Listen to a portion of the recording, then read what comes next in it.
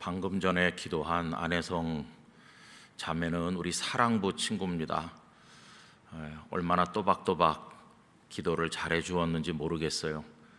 잘하는 기도는 사람의 귀에 공감될 뿐만 아니라 무엇보다도 하나님께서 기뻐하시고 응답해 주시는 기도입니다. 아무리 화려하게 유창하게 잘해도 하나님께서 듣지 않으시는 기도라고 한다면 그것은 기도라고 말할 수가 없을 것입니다. 오늘 아침에 그 기도가 하나님의 응답을 받는 귀한 기도가 되기를 간절히 바라고요. 사랑부를 위해서 여러분 잊지 마시고 언제나 기도해 주시기를 부탁드립니다. 어제 새벽에 우리는 심령이 부흥되는 것이 진정한 부흥이라는 말씀을 같이 나누었습니다. 바깥 세상이 변화되어서 광야 같은 바깥 세상이 유토피아로 변해서 그래서 내가 살 수 있을 거라고 하는 인간적인 기대는 이 성경의 원리상 맞지 않는 거라고 그랬습니다. 이 세상은 언젠가는 멸망할 세상이고 하나님께서는 새 하늘과 새 땅을 우리에게 주신다고 했습니다. 유토피아는 사람이 건설하는 것이 아니라 하나님께서 우리에게 하나님 나라를 주시는 것이라고 했습니다. 그래서 바깥 세상이 변해서 내가 행복해지기를 기다린다 이렇게 생각하는 것은 어떤 면으로 옳지 않은 것입니다. 그래서 하나님께서는 바깥 세상이 어떠하든지에 상관없이 그 모든 상황 속에서 복되게 살아갈 수 있도록 우리의 심령을 부흥시켜 주시는 하나님이십니다. 그 심령의 부흥이 우리를 살게 하는 것이고 모든 상황 속에 승리하도록 도와줍니다. 그 잘 아시는 예는 바울 사도이시죠. 빌립보서 말씀에 내가 가난할 때도 내가 풍요로울 때도 어떤 형편에든지 자족하기를 배웠다고 말씀하십니다. 그러면서 내게 능력 주시는 그 하나님 안에 있으면 내가 무엇이든지 할 수 있다 이렇게 말씀하지 않았습니까? 여러분, 이 말씀은 가난해도 바깥 세상이 추워도 광풍이 몰아쳐도 능력 주시는 하나님 안에서 나는 행복할 수 있고 내 주머니가 넉넉하고 형편이 좋다고 해서 교만해지는 것이 아니라 그때도 여전히 하나님 안에서 복되게 살 수 있다 하는 것을 말씀하신 것입니다. 우리 영락교회 성도님들께서 이 심령의 부흥을 경험케 되시기를 간절히 기원합니다. 이게 진짜입니다. 진짜. 그래서 바깥 세상에 휘둘리지 아니하고 바깥 세상이 좋아지든지 어려워지든지 또 좋아지든지 어려워지든지 계속 변하는 것이지만 그 변수에 따라서 우리 인생이 요동하지 아니하고 어떤 상황 속에서도 편안하게 마음의 평정을 가지고 하나님을 찬송하는 이 샬롬을 누리게 되기를 원하는 것입니다. 어떤 분이 배와 잠수함을 비교해서 써놓은 것을 보았습니다. 저는 그쪽에 잘 알지 못해서 어느 정도 그 글이 신빙성 있는지 모르겠지만은 상당히 공감이 됐습니다.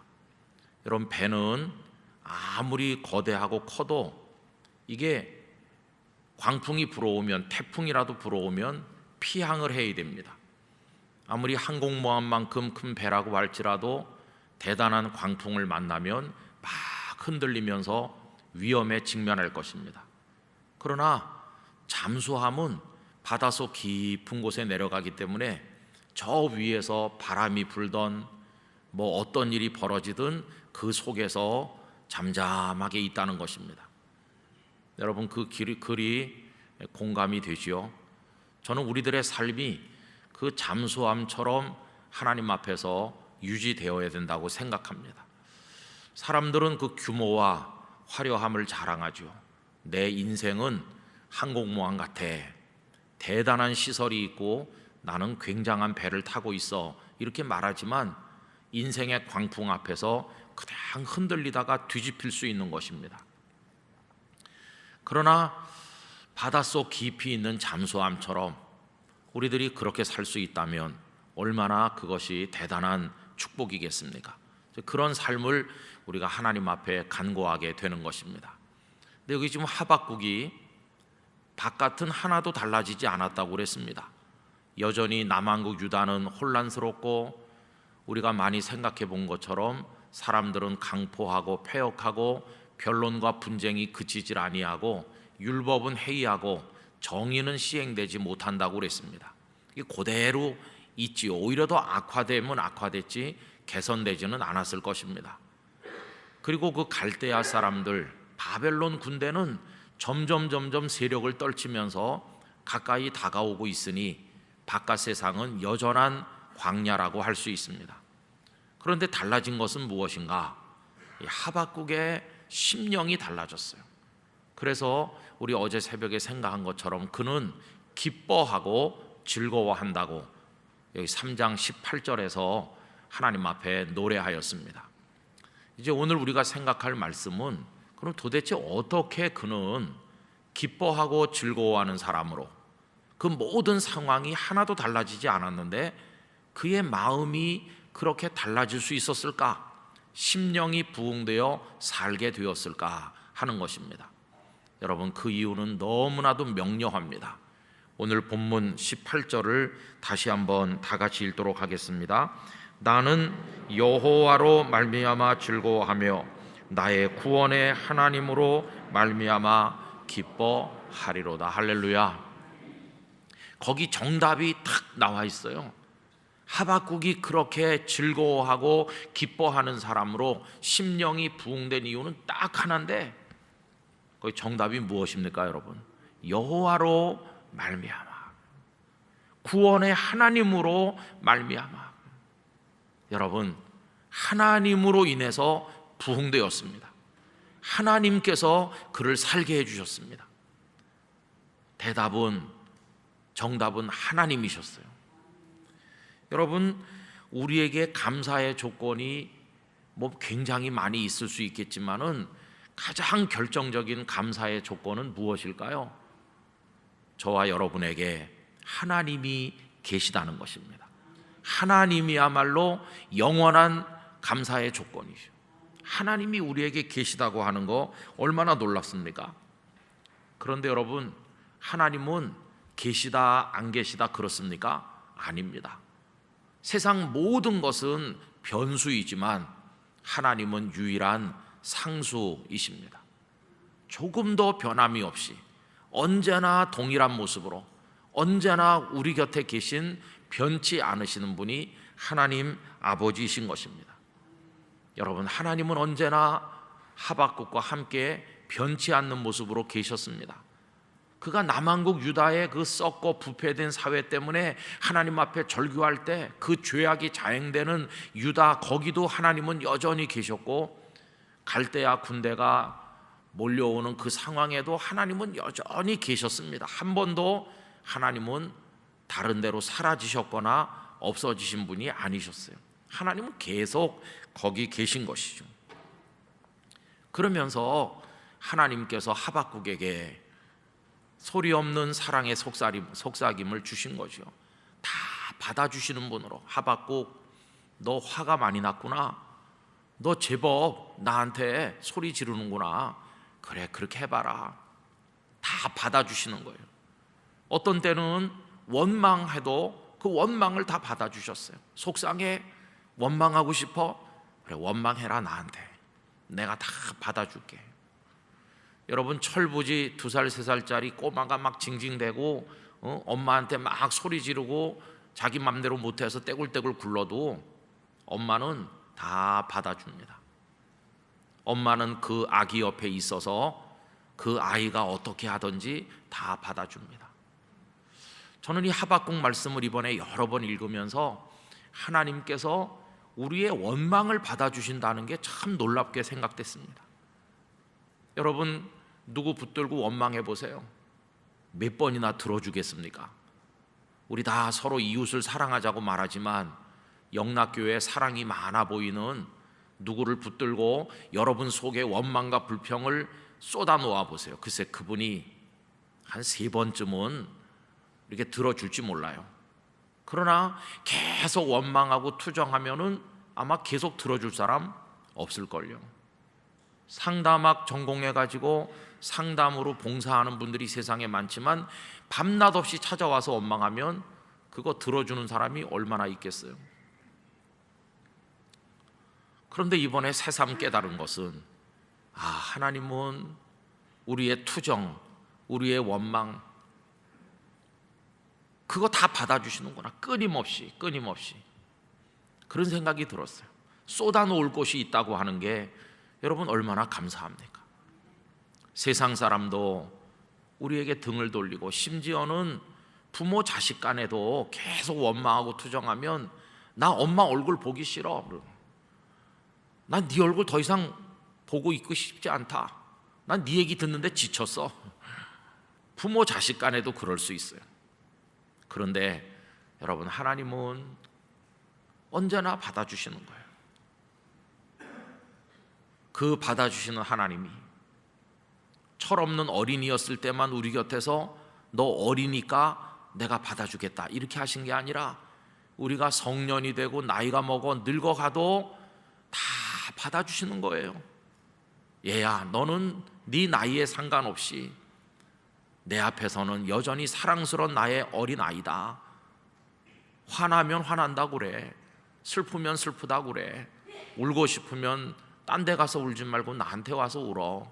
이렇게 하나님께서는 하박국의 투정을 다 받아주셨어요. 그래서 여러분 이번에 하박국서를 읽으면서 이제 하나님 앞에 원망 더 해야 되겠다 그런 생각도 들었어요. 다 받아주실 거니까. 한없이 기쁘신 넓으신 바다와 같아서 다 받아주시는 거예요. 또 하나님은 그의 곁에서 기도의 대상이 되어주셨어요. 기도의 대상.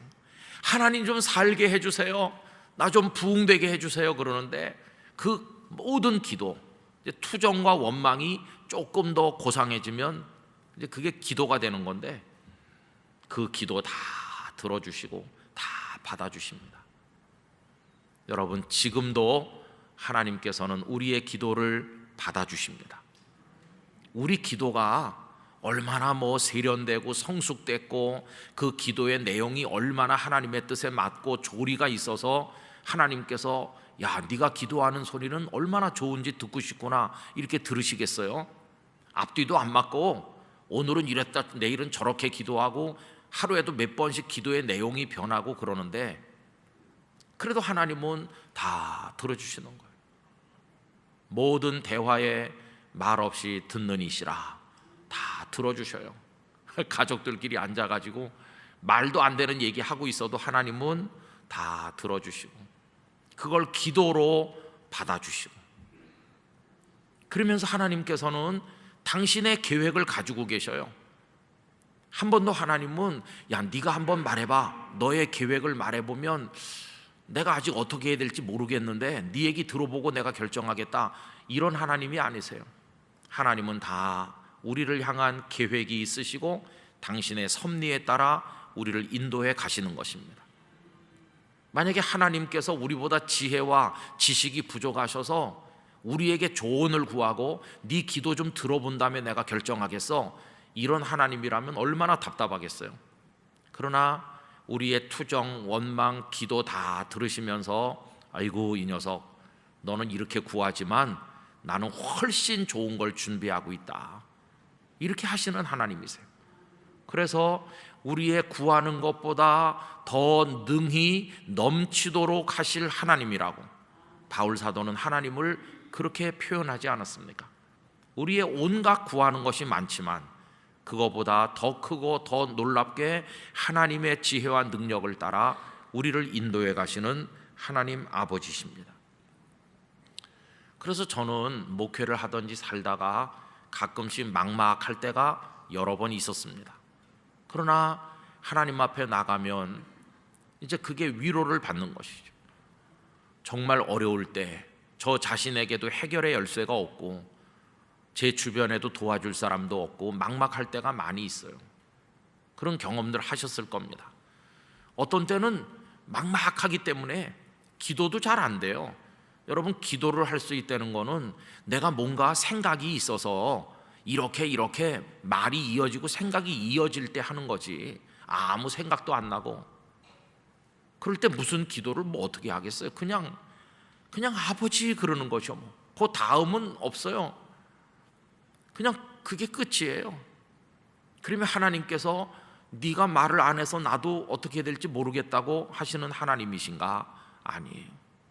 우리는 말조차 못하고 엎드러져 있어도 하나님은 이미 다 계획이 있으시고 우리를 선하게 인도하셔서 하나님의 사람으로 살아가게 하십니다. 나중에 보면 나는 계획이 없었지만 하나님께는 계획이 있었고, 나는 길이 막힌 줄 알았지만 하나님은 길이 없는 곳에선 뛰어넘게 하셨고, 여러분 그런 하나님으로 하박국 곁에 계신 거예요. 하나님 유다 사회가 왜 이래요? 이렇게 막 할 때 잠잠히 들어주셨어요. 그래 할 말 있으면 더 해봐. 나 계획 있다. 바벨론 군대를 데려오려고 그래. 아니 하나님, 그 사람들이 얼마나 사납고 그런 백성들인데 다른 연약한 나라를 다 집어먹고 있는데 그런 나라를 데려오는 건 너무하시지 않습니까? 이렇게 해도 하나님께서는 당신의 뜻이 다 있는 것이죠. 남한국 유다를 호되게 때리셨는데 그걸로 영원히 끝이었습니까? 아니요. 종아리를 때리신 하나님은 그들을 싸매주시고 다시 포로에서 돌아오게 하셔서 예루살렘 성전이 재건되게 하시고 그 메시아 대망을 이어 내려오게 하시면서 이 땅에 무너질 나라가 아니라 예수 그리스도를 통한 영원한 생명의 구원과 하나님 나라 비전을 하나님은 그때 다 가지고 이끌어 나가고 계신 중이었어요. 사람의 지각이 부족해서 그걸 감히 상상을 못하는 걸 뿐이지, 여러분 지금 우리의 인생도 하나님의 그 영원하신 계획 안에 이루어지고 있는 것입니다. 우리가 오늘 여기 있는 거, 어떤 상황에서 사는 거, 그 속에서 하나님의 백성으로 고민하면서 하나님의 뜻을 이루기 위해 노력하는 이 모든 것이 하나님의 경륜 안에 들어있다는 사실을 생각하면 우린 엄숙한 감동을 느끼게 되는 것입니다.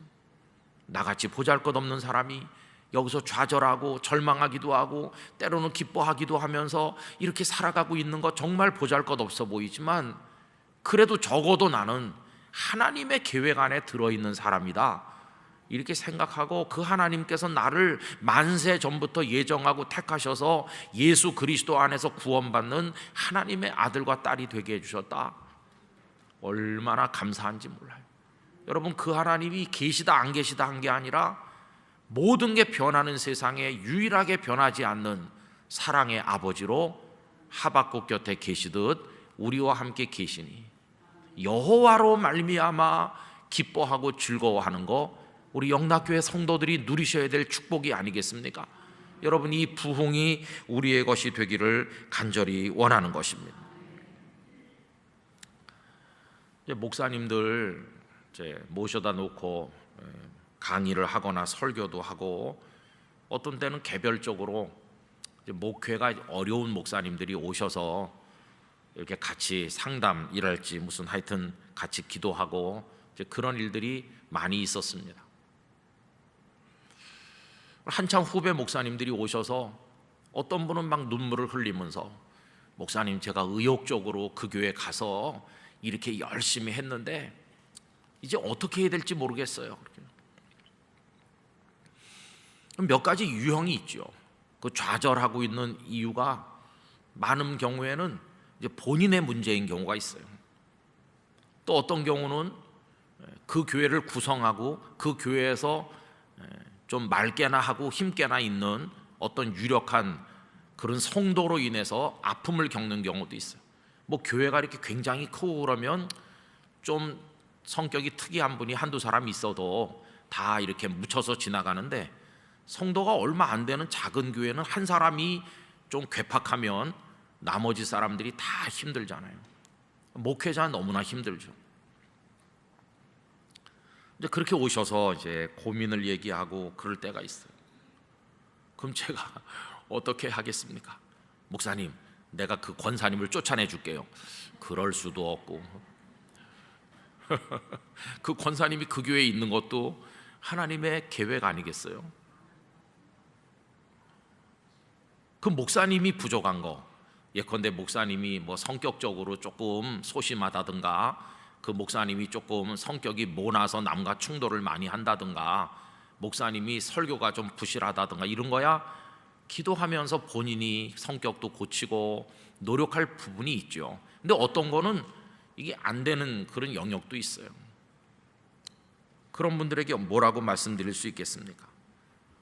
제가 드릴 수 있는 말씀은 늘 하나밖에 없더라고요. 목사님이 선지동산에 들어갈 때, 신학도가 될 때 뭘 믿고 들어갔나요? 목사님 공부를 많이 해서 학벌이 나를 성공하게 만들 것이다, 그거 믿었나요? 목사님 집안이 목회자를 많이 배출한 가문이기 때문에 나는 잘할 거야, 그랬나요? 아니, 목사님 언변이 뛰어나서 아주 달변에다가 목사님이 사람들 앞에 무대 체질처럼 잘하니까 그래서 잘할 거라고 생각했나요? 그거 아니지 않아요. 목사님이 고민하면서 신학생이 되고 목회자가 되는 길을 걸은 거 딱 하나잖아요. 하나님이 나를 보내신다, 그것 때문에 한 거 아니냐. 그러면 냉정하게 지금까지 지나간 몇 년 동안 하나님을 붙들고 했는지, 아니면 목사님의 학벌이나 능력이나 가문이나 무슨 이런 거, 그런 거 믿고 했는지 냉정하게 생각해 봐야 된다. 하나님은 한순간도 목사님을 버린 적도 떠난 적도 없으시다. 언제나 하나님은 함께 계시다. 그리고 목사님은 하나님의 종이지 사람의 종이 아니다. 그 교회에서 사람 비위 맞추려고 하지 마라. 어떤 뭐 권사님이 힘이 센 분인데 그분이 들고 일어나면 난 이 교회 가야 돼, 그렇게 사람 눈치 보면서 비굴하지 말아라. 갈 때 되면 가지 뭐. 목사님은 하나님의 종으로 부름받았는데 왜 사람의 종로로 타면서 사람 비위 맞추려고, 싫으면 싫다 그러고 좋으면 좋다 그러고 하나님 말씀에 비추어서 하나님께만 충성하면 되는 거지. 그리고 거기서 나오게 되면 당당하게 나와라. 울면서 나오지 말고 비굴하게 나오지 말고, 나는 하나님의 종으로 왔고 하나님의 종으로서 갑니다, 이렇게 해라. 목사님이 하나님의 종이라면 하나님의 계획이 다 있는 것이고, 여기서 나가면 다른 데 갈 것이고, 하나님은 다 목사님을 통해 할 길을 준비해 놓고 있다는 걸 믿어야 되는, 하나님의 종이니까. 길이 안 열리면 우리 나가서 사과 장사라도 하자. 바울 사도도 텐트 만들면서 복음 전했는데 장사하면서 뭐 전도하면 되는 거지. 그런 각오를 가지고 나는 하나님의 사람이야, 하나님이 나와 같이 계시고 하나님이 나를 부르셨고 나를 보내셨고 나를 통해 일하시길 원하시고 하나님은 내 하나님이시다, 이거 당당하게 믿고 의지하고 하나님의 종으로 사세요. 하나님의 종으로 사는 게 성공하는 거지, 그 교회 억지로 붙어 있는 게 성공하는 게 아니에요. 사람의 종이 돼가지고 그건 성공하는 게 아니고 그건 정말 사탄의 조롱거리가 되는 겁니다. 그래서 그 목사님들에게 해드릴 마지막 얘기는 하나님이 지금도 같이 계시지 않느냐, 그 얘기밖에 없는 거예요. 근데 그 얘기는 그 목사님에게 하는 얘기가 아니고 저 자신에게 하는 얘기죠. 저도 가끔씩은 이런 생각 해봤어요. 그래도 내가 좀 괜찮은 사람 아닌가? 그런 교만을 가질 때도 없지 않아 있었죠. 뭘 모를 때, 옛날에, 아주 옛날에 그럼 지금은요? 지금은 하도 많이 얻어맞고 깨져가지고 지금은 너무나 부끄럽죠. 사실 저 영락교회 목사로 오면서 부끄러운 게 너무 많아요. 첫날 부임하던 날 말씀드린 거 생각나세요? 뭐 할 줄 아는 게 뭐 있나요? 그래서 할 줄 모르는데 할 줄 안다는 말 안 하겠다고 그랬어요. 그죠? 그 첫 주일 설교하면서 없는데 있는 척 하지도 않겠다고 그랬고, 근데 제가 무슨 재벌입니까? 제가 무슨 공부를 많이 했습니까? 제가 영화 배우 같이 잘생기길 했나요? 제가 노래를 잘 부르나요? 제가 할 줄, 제가 무슨 아무것도 할 줄 아는 게 없어요. 그래도 하나 있어요. 하나. 그게 뭐냐면 하나님 백 믿는 마음이 있어요. 하나님 백 믿는. 저는 하나님이 부르셔서 목사 됐다고 늘 믿어왔습니다. 하나님께서 이제 고만해 그러면 아무 미련 없이 부르신 분이 고만하라고 하면 오늘이라도 고만하면 되는 거죠. 그래서 늘 자유롭습니다. 억지로 할 필요가 없죠, 그죠? 하나님이 하라 그러면 하기 싫어도 해야 되는 거고, 하나님께서 됐다 그러면 된 것이고, 여러분 우리가 바라볼 분은 하나님밖에 없어요. 하나님을 생각하면 바깥 상황이 다 어려워도 하박국처럼 여호와로 말미암아 기뻐하고 즐거워할 수 있을 줄 믿습니다. 그래서 저는 2주간에 이걸 생각하면서 가장 큰 감사의 조건이 뭔가? 하나님이 계시다는 것이에요. 그분이 우리를 아들과 딸로 삼아주셨다는 것보다 더 큰 은혜가 없어요. 얼마나 감사한지 알 수 없어요. 저는 우리나라의 유명한 재벌 회장님들 아는 사람 없어요. 아직까지도 이재용 씨가 저한테 밥 먹자고 연락하는 일도 없고, 무슨 재벌을 아는 것도 아니고 아는 사람 없어요. 그래도 하나님은 저한테 늘 얘기하자고 하셔요. 늘 하나님께서 저한테 늘 얘기하자고. 여러분한테도 그러잖아요. 아이고 아무개 집사야, 나랑 얘기 좀 해보자. 하나님은 늘 그러시는 거 아세요? 네, 하나님 우리를 늘 사랑의 만찬으로 초청하시는 거예요. 나랑 밥 먹자. 어디서요? 너 먹고 싶은 데서.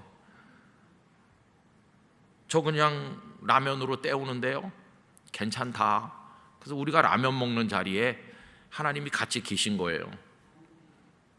그 하나님 한 분으로 인해서 여러분 감사하시기 바랍니다.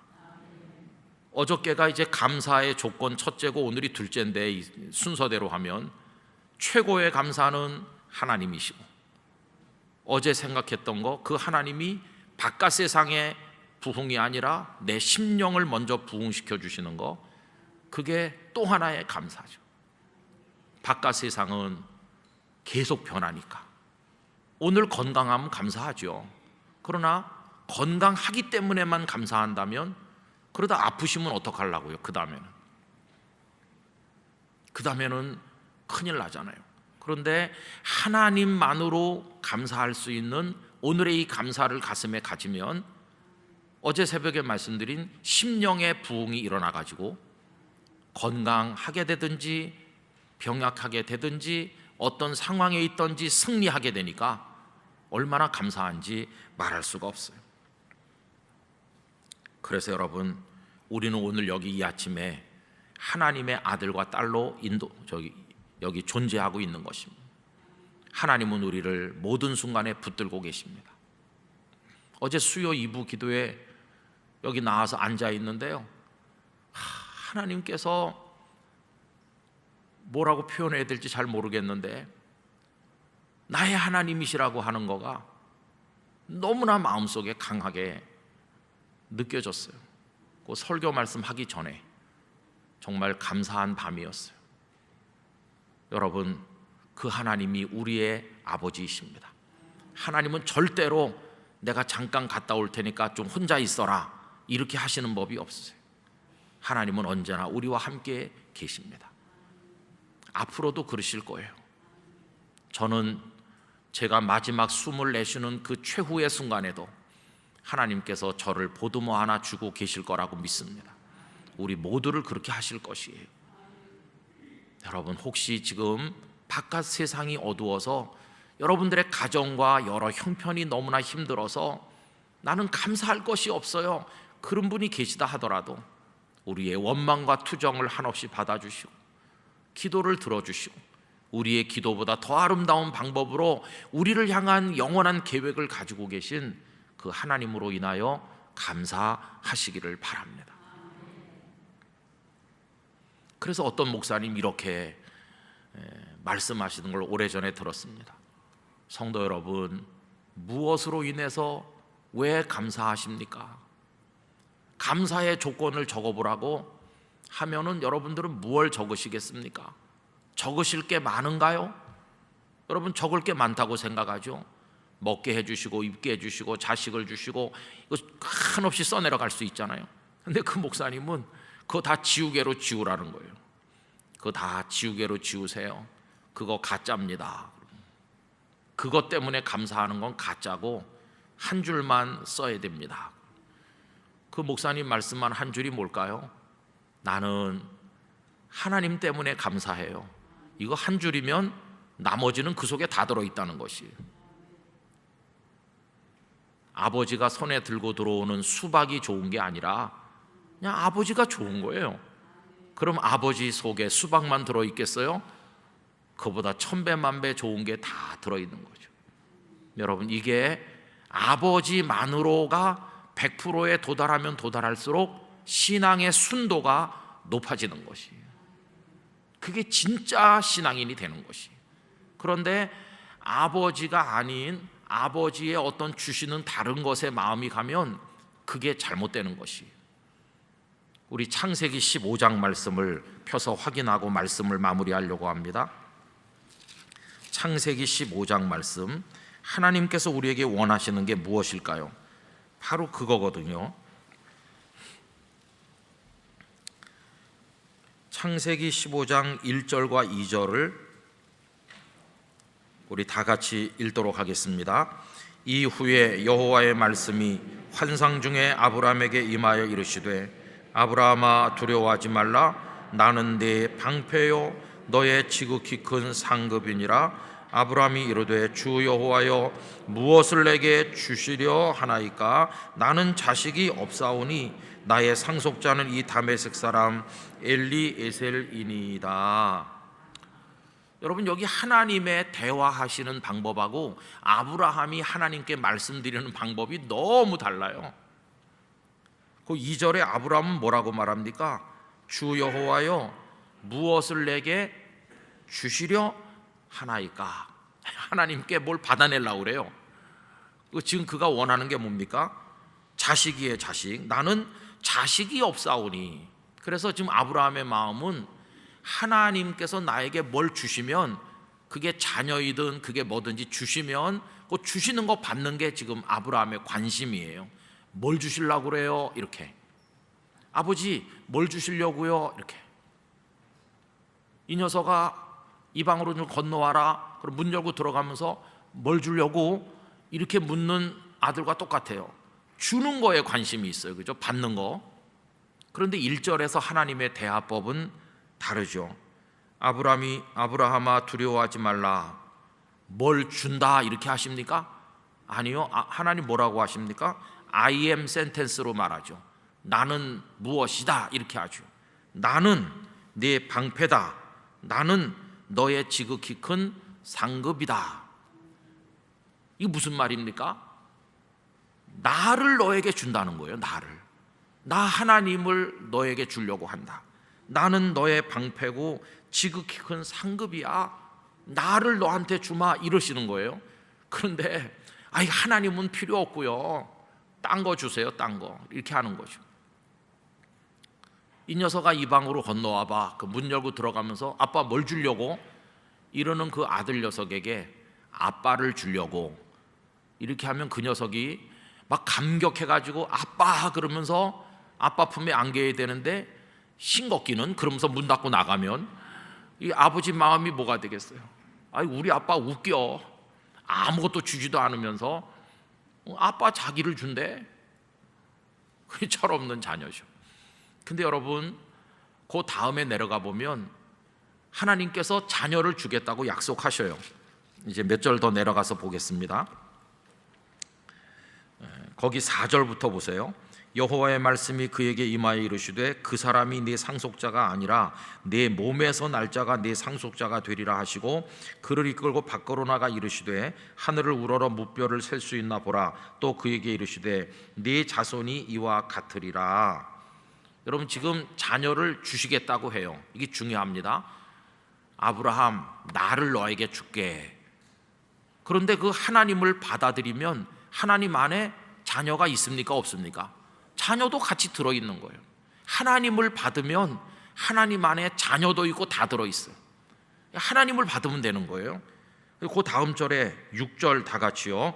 아브라함이 여호와를 믿으니 여호와께서 이를 그의 의로 여기시고. 여러분, 이 대목은 너무너무 중요한 거죠. 믿어서 의롭게 된 거거든요. 근데 뭘 믿습니까? 하나님께서 아들을 척 주니까 감사합니다 하나님, 이게 아니고 그 이전에 그걸 주실 하나님이시라는 거를 믿는 거예요. 하나님을 믿는 거예요. 하나님을 믿었더니 그것을 하나님께서 의로 여기신다.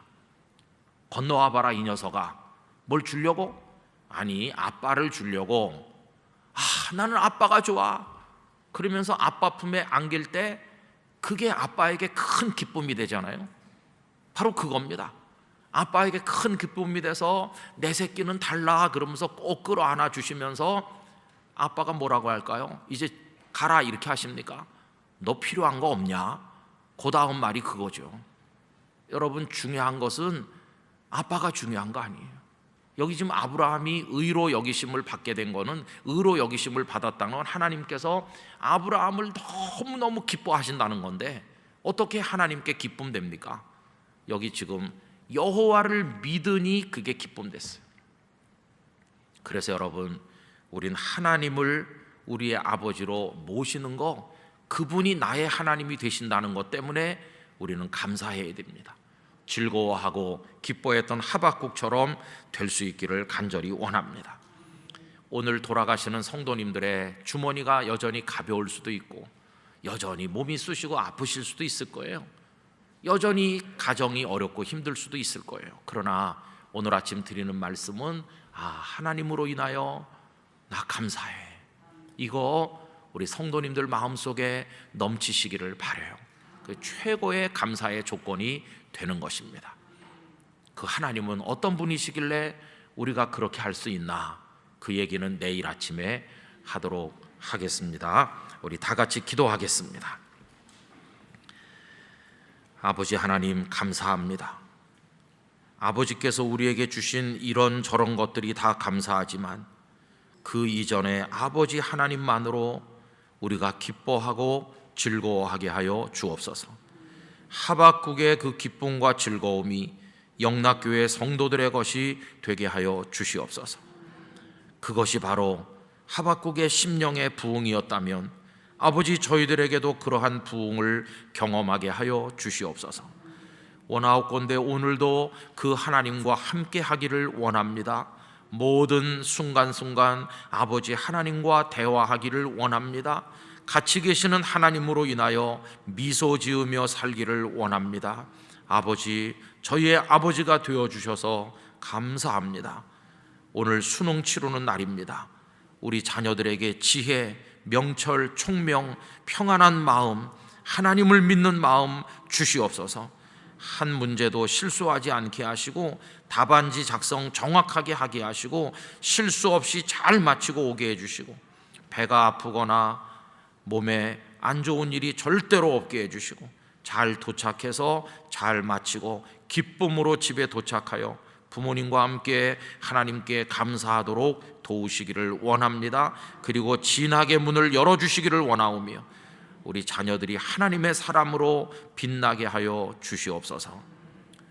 이제는 주 예수 그리스도의 은혜와 언제나 저희와 함께 하시는 아버지 하나님의 사랑과 성령님의 교통하심이 영락교회 성도들 가운데 영원토록 함께 하시기를 축원하옵나이다. 아멘.